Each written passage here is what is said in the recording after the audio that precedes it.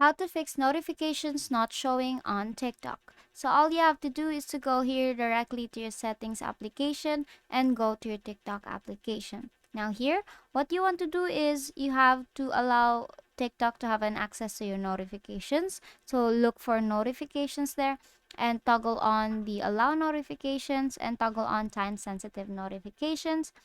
And of course, here if you actually toggle on the time sensitive notifications, you are actually the notifications from TikTok application are always delivered immediately and remain on the lock screen for an hour.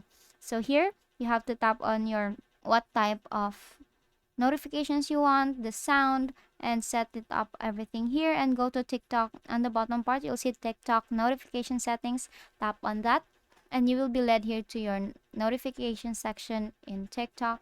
And here you have to actually give permission for notifications for likes, comments, new followers. Now, if anything actually has this, it will notify you directly, especially the direct messages preview, and the videos, your accounts you follow there, and so on and so forth. And basically, that is how you fix notifications not showing in TikTok. Now, if you've toggled that on and still doesn't work, then what you can do is to go here to your App Store or your Play Store, depending on what device you have there, and go to TikTok.